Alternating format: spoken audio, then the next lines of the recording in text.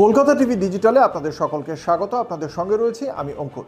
গত বছর অক্টোবর মাসের একেবারে শেষে ঘোষণা হয়েছিল যে আমাদের রাজ্যের সঙ্গে 12টি রাজ্যে স্পেশাল ইন্টেন্সিভ রিভিশন শুরু হতে চলেছে। ভোটার তালিকার এই বিশেষ নিবিড় সংশোধন শুরু হয় 4 নভেম্বর এবং তারপর থেকে একটানা চলে। তারপর প্রাথমিক একটা খসড়া তালিকা বেরোয়, তারপরে আবার তার জন্য শুনানি এবং অবশেষে আজকে তার চূড়ান্ত তালিকা। যদিও এটা ঠিক পুরোপুরি চূড়ান্ত তালিকা নয়, কারণ এখনও এই তালিকা অসম্পূর্ণ। সেই তালিকাকে এখনও যাচাইয়ের মাধ্যমে বিচারকরা রয়েছেন, জুডিশিয়াল অফিসাররা সেই তালিকা যাচাইয়ের মাধ্যমে সম্পূর্ণ করবেন। কিন্তু আজকে যে তালিকা বেরোচ্ছে সেই তালিকা, অর্থাৎ 4 নভেম্বর থেকে আজ পর্যন্ত এই যে একটা দীর্ঘ সময়, এই সময়ে এই তালিকাকে কেন্দ্র করে, তালিকা যেভাবে তৈরি হলো সেই তালিকার প্রক্রিয়াকে কেন্দ্র করে রাজ্যের শাসক দল তৃণমূল কংগ্রেস বারংবার পথে নেমেছে। কখনো মমতা বন্দ্যোপাধ্যায়, রাজ্যের মুখ্যমন্ত্রী, তিনি জাতীয় নির্বাচন কমিশনার জ্ঞানেশ কুমারকে চিঠি লিখেছেন এই প্রক্রিয়া নিয়ে তার যে সমস্ত অভিযোগ রয়েছে। কখনো দল হিসেবে তৃণমূল কংগ্রেস রাস্তায় নেমেছে। প্রত্যেকটি ক্ষেত্রেই আমরা দেখেছি এই এসআইআর যে প্রক্রিয়া, সেই প্রক্রিয়া নিয়ে তৃণমূল কংগ্রেস যে রাজনৈতিক দল হিসেবে বারংবার পথে নেমে তাদের প্রতিবাদ আন্দোলন বজায় রেখেছে। এবার প্রশ্ন হলো যে আজকে যখন এই তালিকা বেরোচ্ছে, তখন তৃণমূল কংগ্রেসের এই যে এতদিন ধরে একটানা আন্দোলন চললো, তার লাভ এবং ক্ষতির অঙ্কটা ঠিক কী? যদি লাভের দিকে তাকাই, তাহলে প্রথমেই আসে যে এসআইআরে এই আন্দোলন করে তৃণমূল কংগ্রেসের সাংগঠনিক লাভ ঠিক কতটা হলো। সাংগঠনিকভাবে এই দিক থেকে তৃণমূল কংগ্রেসের একটা লাভ হয়েছে এসআইআর আন্দোলনকে কেন্দ্র করে। তার কারণ, যে সমস্ত অবামপন্থী রাজনৈতিক দলগুলি রয়েছে তারা সারা বছর রাজনৈতিক কর্মসূচির মধ্যে তুলনায় কম থাকে। এক্ষেত্রে তৃণমূল কংগ্রেস নির্বাচন শুরুর বেশ কিছুদিন আগে থেকেই, অর্থাৎ নির্বাচনের এখনও যে বিজ্ঞপ্তি, সেই বিজ্ঞপ্তি জারি হওয়ার বহু আগে থেকে, 3 মাস 3.5 মাস আগে থেকেই আমরা দেখলাম যে তাদের দল রাস্তায় নেমে পড়েছে, দলের নেতা নেত্রী রাস্তায় নেমে পড়েছেন। তার কারণ, তারা একেবারে বুথ স্তরে নেমে এই যে প্রক্রিয়া চলছে এসআইআর প্রক্রিয়া, এই এসআইআর প্রক্রিয়া যে রাজ্যের বিরোধী দল তথা কেন্দ্রের শাসক দল ভারতীয় জনতা পার্টির অঙ্গুলি হেলনে হচ্ছে এবং তাদের নির্দেশেই বিভিন্ন ভোটারের, বৈধ ভোটারের নাম বাদ যাচ্ছে, এই যে রাজনৈতিক ভাষ্য তৃণমূল কংগ্রেস, এই ভাষ্যটা রাজ্যের সর্বত্র সমস্ত বুথে পৌঁছে দেওয়ার জন্য তাদের যে সক্রিয়তা প্রয়োজন, তৃণমূল কংগ্রেসের দলের ওপর থেকে নিচুতলা পর্যন্ত যে সক্রিয়তা প্রয়োজন, সেই সক্রিয়তা, সেই তৎপরতা তারা তৈরি করে দিতে পেরেছেন। সেখানে মুখ্যমন্ত্রী মমতা বন্দ্যোপাধ্যায় যেমন তিনি সক্রিয় ছিলেন, ঠিক একই রকমভাবে সক্রিয় ছিলেন দলের সর্বভারতীয় সাধারণ সম্পাদক অভিষেক বন্দ্যোপাধ্যায়। নিঃসন্দেহে এর ফলে তৃণমূল কংগ্রেসের সাংগঠনিক লাভ হয়েছে, এতে কোনো সন্দেহ নেই। আসি দ্বিতীয় বিষয়। এক্ষেত্রে এই এসআইআরের ফলে তৃণমূল কংগ্রেসের যে আন্দোলন, সেই আন্দোলনে আরেকটা গুরুত্বপূর্ণ বিষয় উঠে এসেছে।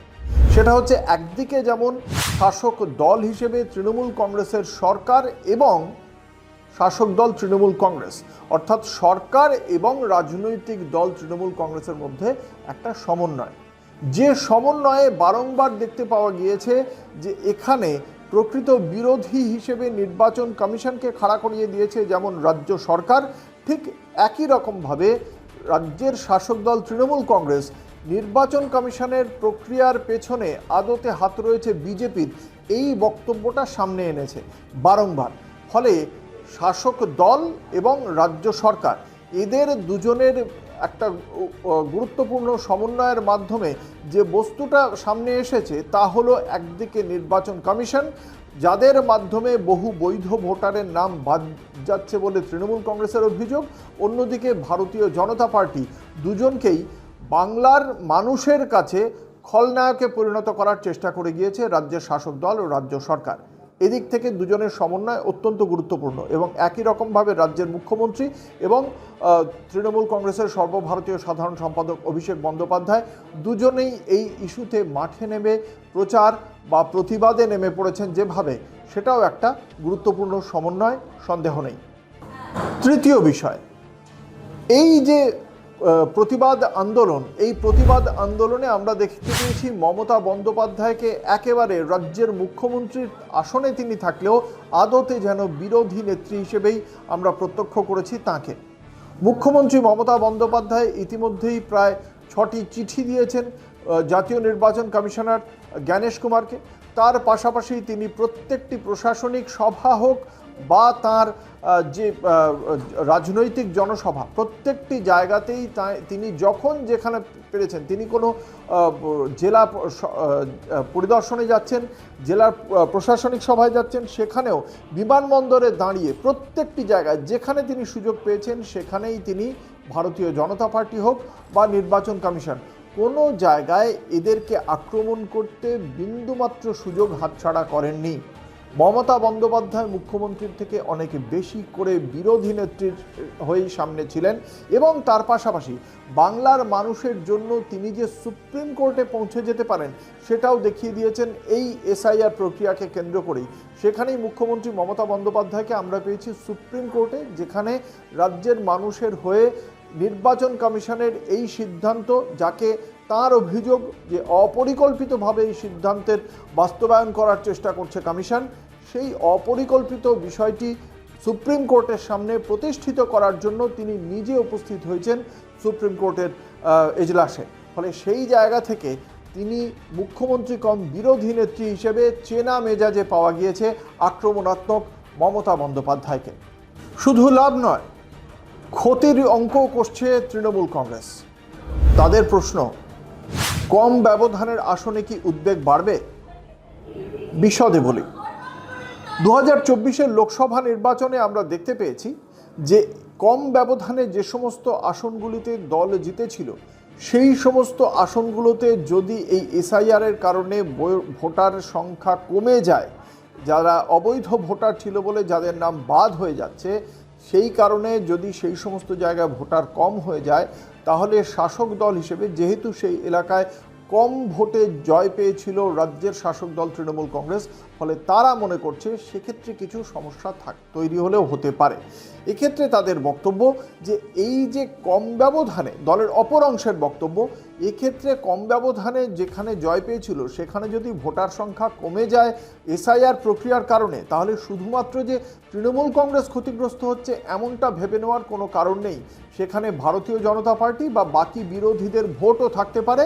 ফলে সেক্ষেত্রে সার্বিকভাবে কথার কথা, যদি 100% ভোটের মধ্যে 20% ভোটারের নাম বাদ যায়, তাহলে সেই 20%-এর মধ্যে তৃণমূল কংগ্রেসের ভোট যেমন রয়েছে, একই রকমভাবে বাকি বিরোধী রাজনৈতিক দলগুলির ভোটও রয়েছে। ফলে এটা নিয়ে আশঙ্কা করা অমূলক বলেই মনে করছে দলের অপর অংশ, যদিও একাংশ মনে করছে এতে একটা ক্ষতির আশঙ্কা থেকে যাচ্ছে। ভোটারদের মননে মেরুকরণ কতটা তৈরি হয়েছে? এসআইআর প্রক্রিয়ার কারণে আমরা দেখেছি যে বিভিন্ন জায়গায় যে ভোটারের নাম বাদ গিয়েছে, সেখানে একটা বড় অংশের পক্ষ থেকে, ভারতীয় জনতা পার্টির পক্ষ থেকে বক্তব্য ছিল প্রত্যেকটি জায়গাতেই একটা মেরুকরণের বিষয় তৈরি হয়েছে। তার কারণ, অনুপ্রবেশকারী যত এসেছিল, সেই অনুপ্রবেশকারীরা তাদের সুনির্দিষ্টভাবে যে সমস্ত নথির দেখানোর প্রয়োজন ছিল কমিশনকে, সেই নথি প্রমাণ তারা কমিশনের সামনে রাখতে পারেননি। ফলে ভোটার তালিকা থেকে তাদের নাম বাদ গেছে। আবার বেশ কিছু মানুষ যারা এই রাজ্যের ভোটার নয়, এ রাজ্য থেকে বাইরে বেরিয়ে গিয়েছেন, মৃত ভোটার, তাদের কারণেও বহু নাম বাদ গিয়েছে। কিন্তু যারা অনুপ্রবেশকারী, সেই প্রশ্নেই উঠে আসছে মেরুকরণের প্রশ্ন। কারণ বিভাজনের তত্ত্ব বারংবার উঠে আসছে। ভারতীয় জনতা পার্টি বারংবার বলছে যে ওপার বাংলার থেকে যারা আসছেন, তারা এপার বাংলায় আসছেন, তারা শুধুমাত্র যে ওপার বাংলার হিন্দু শরণার্থী আসছেন তা নয়।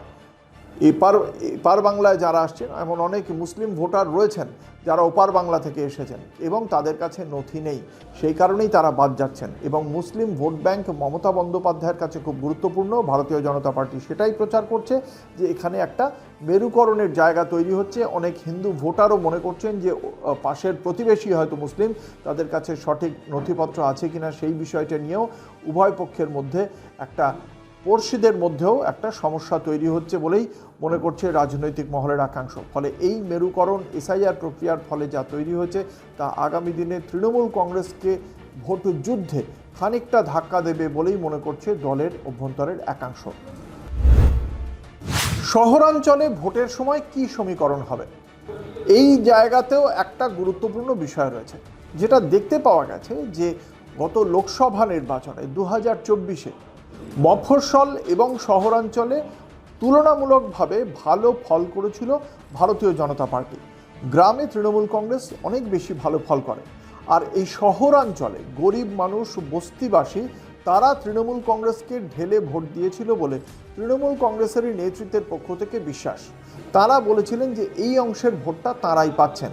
কিন্তু এই গরিব মানুষ, বস্তিবাসী, তাদের কাছে এসআইআরের প্রক্রিয়ার মাধ্যমে নিজে যে ওই এলাকার বৈধ ভোটার সেটা প্রমাণ করার মতো উপযুক্ত তথ্য বা নথি তারা কমিশনের কাছে পেশ করতে পারেননি।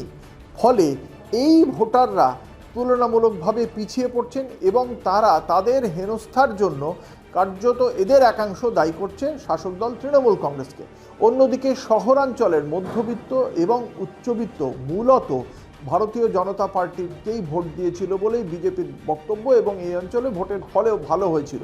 ফলে সেই জায়গা থেকে বিজেপি মনে করছে এই মধ্যবিত্ত বা উচ্চবিত্তরা, তাদের কাছে যেহেতু নথিপত্র সমস্ত কিছু রয়েছে, শিক্ষিত মধ্যবিত্ত বা শিক্ষিত উচ্চবিত্ত, তারা তাদের ভোটটা কিন্তু ঠিক বজায় রাখতে পারবেন, কারণ তারা সুনির্দিষ্ট নথি পেশ করতে পারবেন কমিশনে।